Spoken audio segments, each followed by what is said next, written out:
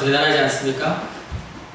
자, 연어의 본성을 생각하시면서 오늘 말씀을 함께 참고하시면 좋겠습니다.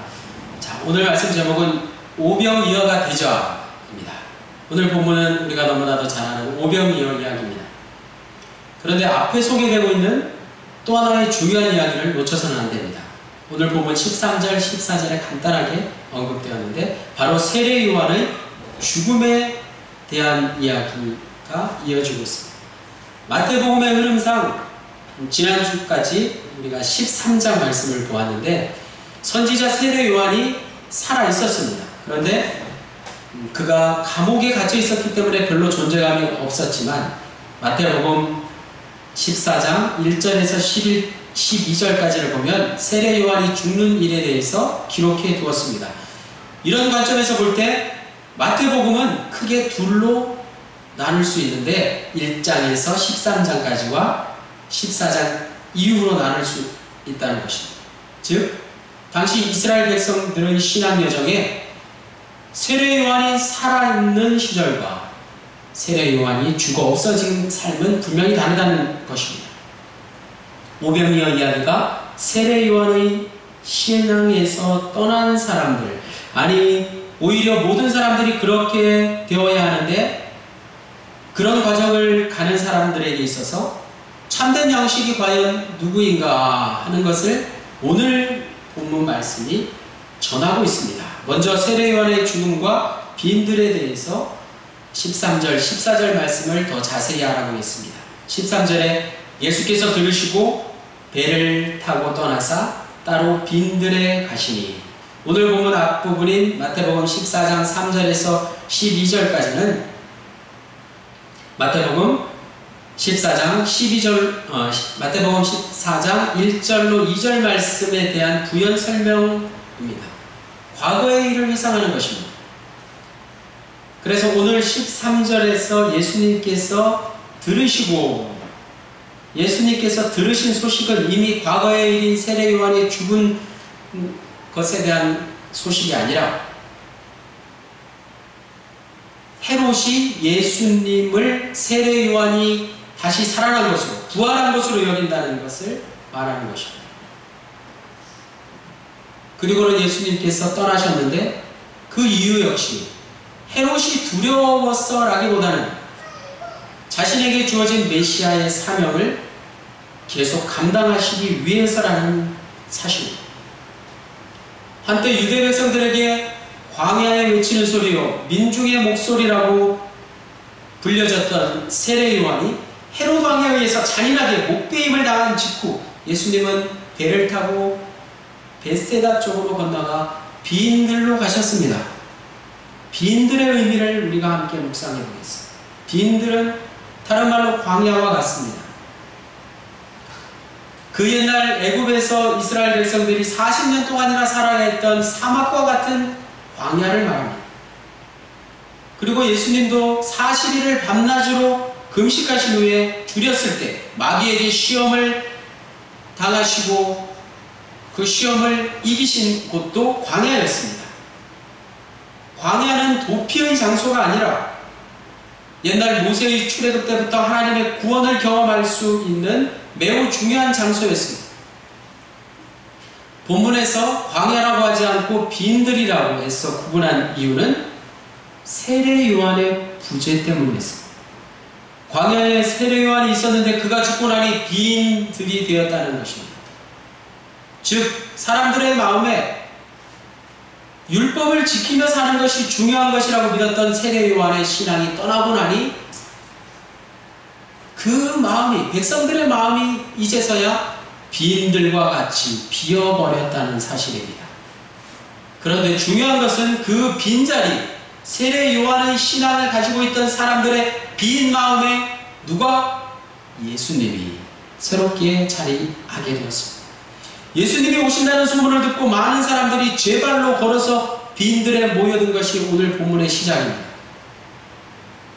세례 요한마저 죽어버리자 그들은 목자 없는 양떼처럼 서글픈 무리가 되어 어찌 보면 다시는 돌아가고 싶지 않은 그 지긋지긋한 광야에 제발로 스스로 찾아간 것입니다.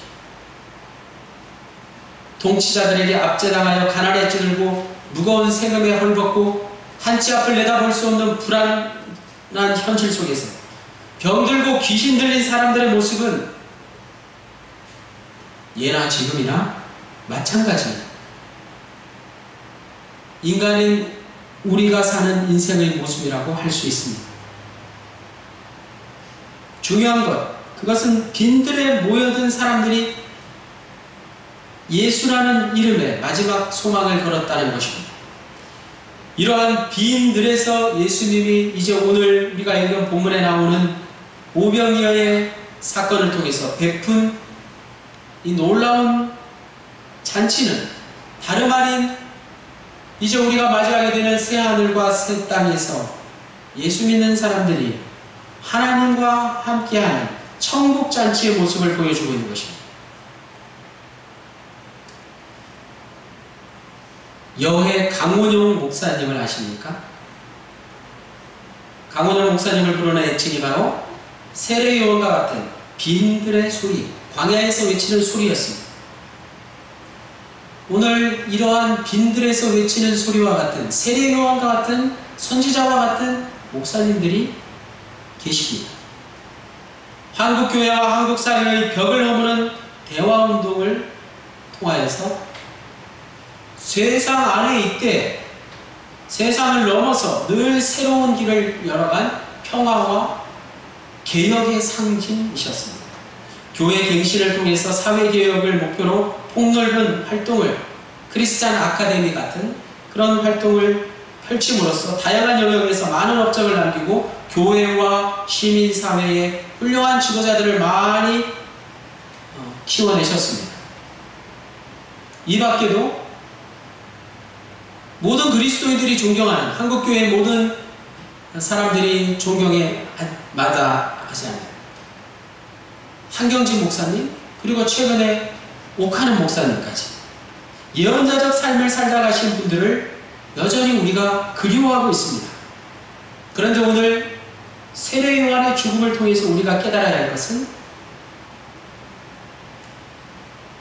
수많은 훌륭하신 목사님들의 삶, 그들의 삶을 우리가 그리워할 것이 아니라, 즉 우리가 기억해야 할 것은 예언자가 아니라 그들의 말씀 속에서 외쳤던, 그들이 세상에 외쳤던 바로 그 빈자리를 대신하신 이름, 그들을 대신하여 이 땅에 오신 예수 그리스도의 이름만을 우리가 기억해야 할 줄로 믿습니다.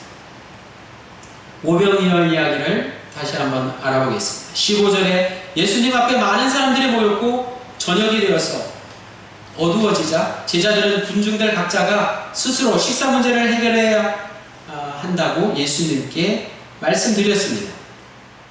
이 문제에 대하여 요한복음에 보면 제자 빌립과 예수님의 대화가 요한복음 6장 5절에서 7절까지 기록되어 있습니다.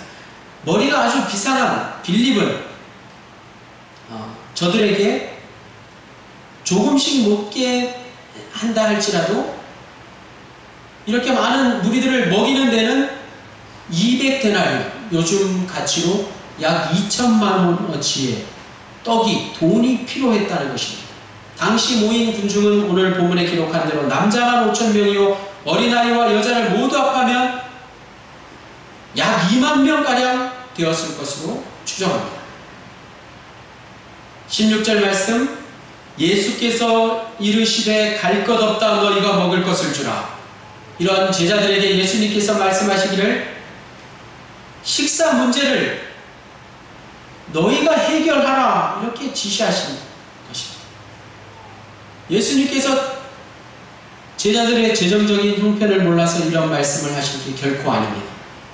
이것은 단순히 육적인 음식만이 아니라 오늘날 교회가 영적으로 세상을 먹여야 한다는 사실을 우리에게 잘 말씀해주고 있습니다.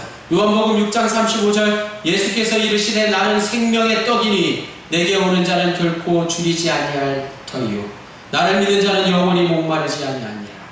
예수님은 영원한 생명이시라는 말씀입니다. 17절에 떡 5개와 물고기 2마리, 여기서 떡은 당시 가난한 서민들이 먹던 보리떡입니다. 그림에 보시는 대로 또 물고기라고 표현했지만 그림에 나와 있는 것보다 더 매우 작은 물고기였습니다. 매우 작은 물고기, 가난한 사람들이 주워 먹던, 어부들이 모래사장에 남긴 매우 작은 물고기였습니다. 제자들은 이것을 자신들이 가진 전부라고 했지만 요한복음 6장 9절에 보면 사실은 한 아이가 가지고 있었던 음식이었습니다. 제자들은 먹을 것을 자신들 보고 주라는 예수님의 말씀에 놀란 나머지 자신들이 가진 전부가 이게 다라고, 굳이 떡 5개와 물고기 2마리 뿐이라고 그렇게 말씀드리는 것입니다. 18절 말씀에 그것을 내게 가져오라 하시고, 예수님은 제자들을 책망하거나 다른 말씀을 하지 않으셨습니다. 그 부족한 것, 떡 5개와 물고기 2마리를 자신에게 가져오라고 하셨습니다. 이 말씀은 비록 보잘것없는 것이지만 예수님께 드릴 때 엄청난 결과가 나타날 수 있다는 것을 말씀해 주시기 위함이었습니다. 우리가 알고 있는 생명이란 말에는 2가지 단어가 있습니다. 헬라어로 육신의 생명은 비오스, 영혼의 생명은 조에라고 합니다. 비오스는 영어로 우리가 잘 아는 바이오스라고 부르고요. 심장에 맥박이 뛰는 동안 유지되는 육체의 생명을 말합니다. 그런데 우리 인간에게 중요한 것은 육체의 생명만이 아닙니다. 영적인 생명, 바로 조회입니다. 조회는 예수 그리스도를 믿고 영원한 생명을 얻은 그리스도인의 삶, 즉 영생을 의미합니다. 죽어서 천국에 가서 누리는 영생을 말하는 것이 아닙니다. 이 땅에서부터 예수를 믿고 그리스도인들이 누리는 삶, 영생, 조회. 다시 조회란 새로운 생명이요, 거듭난 생명이요, 하나님의 생명이 있는 삶을 사는 것입니다. 그리스도인들의 삶은 이 땅에서부터 더 이상 죄악된 비오스의 삶을 사는 것이 아니라 하나님께서 주신 생명의 삶, 새로운 조회의 삶을 사는 사람들이 되어야 할 것입니다. 그것을 내게 가져오라. 오병이어 이야기는 우리가 잘 아는 대로 마태복음, 마가복음, 누가복음, 요한복음에 모두 기록되어 있습니다. 하지만 성경을 처음 읽는 이들이나 예수를 믿지 않는 사람들이 이 이야기를 듣고 오병이어의 기적이 좀 더 구체적으로 어떻게 일어나는지 왜 설명해 주지 않느냐 궁금해합니다. 떡 5개와 물고기 2마리를 어떠한 방법으로 그 수많은 사람들에게 먹였는지, 당시 예수의 제자가 아니었던, 예수의 12제자가 아니었던 마가와 누가는 현장을 보지 못했다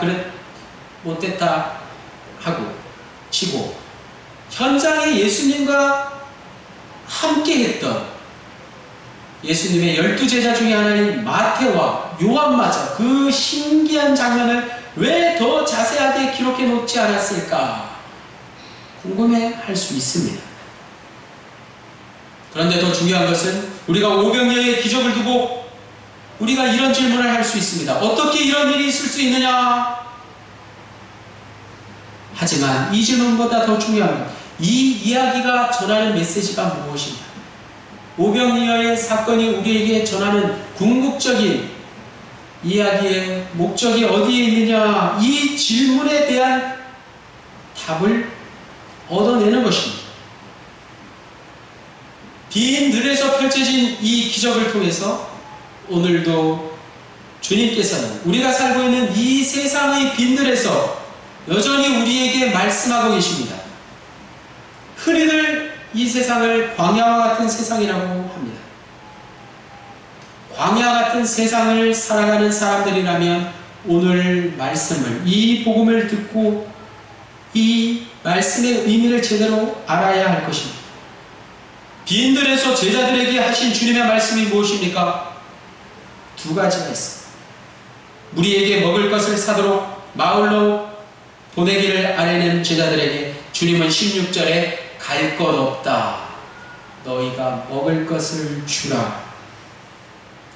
이렇게 첫 번째 말씀하셨습니다. 갈 것 없다. 이것을 떠나지 마라. 너희가 먹을 것을 주라. 이렇게 먼저 말씀하셨습니다. 그러자 제자들이 여기 우리에게 있는 것은 떡 5개와 물고기 2마리 뿐이니라 라고 했을 때 주님께서 두 번째로 이렇게 말씀하셨습니다. 7, 8절 말씀. 그것을 내게 가져오라. 그것을 내게 가져오라. 주님께서 말씀하신 그것을 의미를 알아요. 여기서 그것을 이라는 말이 의미하는 게 무엇입니까? 당시 제자들에게 있었던 먹을 것, 곧 어린아이가 가지고 있던 보잘것없는 오병이어를 문자적으로 말합니다. 마찬가지로 본문의 그것을 이라는 말이 오늘 나에게 의미하는 것은 무엇입니까? 지금 내가 가지고 있는 것, 내게 있는 것입니다. 우리에게도 최소한의 오병이어는 있습니다. 우리가 가진 오병이어가 무엇입니까? 오늘 우리는 우리에게 있는 오병이어를 주님께 가져가 주님께 드리고 주님께 아뢰어야 합니다. 주님께서 저와 여러분에게 이렇게 말씀하십니다. 내가 가진 것이 무엇이냐? 내가 가진 것이 떡과 물고기냐? 그것을 내게 가져오너라. 그것이 무엇이든지 내게 가져오거라. 그것을 내게 가져오라. 이렇게 말씀하십니다. 오병이어의 의미는 저와 여러분이 가진 조그마한 재능, 나의 재물, 나의 은사, 나의 시간, 곧 하나님께 영광을 돌리는 때 사용하는 모든 것을 말합니다. 다같이 고린도전서 10장 31절 말씀 함께 읽겠습니다. 시작. 그런즉 너희가 먹든지 마시든지 무엇을 하든지 다 하나님의 영광을 위하여 하라. 아멘. 오병이어가 무엇입니까? 오병이어는 주님의 영광을 위하여 드려지는 모든 것입니다. 내가 주님을 위해 드릴 수 있는 모든 것, 그것이 오병이어입니다. 흔히들 예수님께서 떡과 물고기에게 축사하신 것을 성찬식에 비유합니다. 내 살을 먹고 내 피를 마셔라. 성찬식 때 사용하는 빵과 포도주는 곧 예수님의 살과 피, 곧 예수님 자신입니다. 예수님 자신을 사람들에게 먹이시고 그렇게 예수님께서 자신을 사람들의 양식으로 주셨다는 것은 모든 사람들이 예수님과 같이 되기를 바라시는 하나님의 뜻입니다. 사람이 무엇을 먹는다는 것은 그 먹는 것이 자신과 하나 되는 것을 뜻합니다. 고기와 야채를 먹지만 고기와 야채가 내 몸의 살과 피가 되어 모두 하나가 되는 것입니다. 영상에서 보셨듯이 생태계의 영양 셔틀버스라는 별명을 갖고 있는 연어가 땅인 알래스카에까지 가서 죽는 것은 바다의 미네랄을 땅으로 옮기는 일입니다. 바다의 영양분을 땅에 옮기고 죽는 것입니다.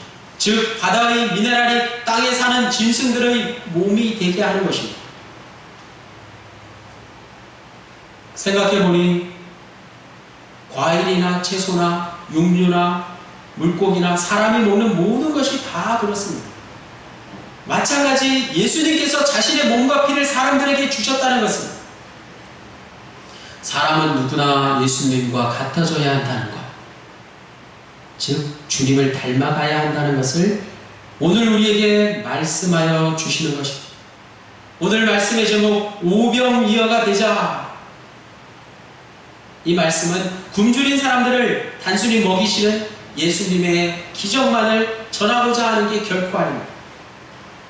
신앙의 여정에서 세례 요한의 때를 지나 날이 저물어 신앙의 안목이 어두워지고 목이 마르고 죽일 때 심령이 가난해진 사람들이 먹을 것은 바로 예수 그리스도이심을 오늘 우리에게 강조하여 말씀하여 주시고 있습니다. 빈들에서 예수님께서 작은 떡 조각을 받아든 제자들의 마음이 어떻겠습니까? 예수님께 작은 떡 조각 하나를 받아든 제자들은 분명 그 보잘것없는 시작에 실망했을 것입니다. 예수님의 사역은 분명 그렇게 보잘것없이 시작되었습니다. 어부 출신 제자 몇 명을 데리고 복음 사역을 시작하였습니다. 그 복음이 지금은 온 세계를 뒤덮고 있습니다. 오늘 우리가 서 있는 이 빈들, 내게 있는 것을 내게 가져오라. 주님께서 저와 여러분에게 오늘 말씀하고 계십니다. 주님의 음성을 듣고 저와 여러분의 조그마한 아주 작은 재능과 재물과 시간과 우리가 가진 모든 것들을 오직 주님의 영광을 위해서 성실하게 사용할 수 있기를 원합니다. 오병이어 곧 그것은 주님이십니다. 오병이어이신 주님을 닮아가는 저와 여러분 모두의 삶이 되시기를 주님의 이름으로 간절히 축원합니다. 하나님 감사합니다. 오병이어이신 주님을 믿고 따르는 주의 백성들이 되어서 이제 우리도 오병이어가 되어 세상 사람들에게 떡과 물고기를 나누어 주며 주님의 가신 길을 묵묵히 따라가는 주의 백성들 모두가 되기를 간절히 빌고 원하며 예수 그리스도의 이름으로 기도하였습니다. 아멘.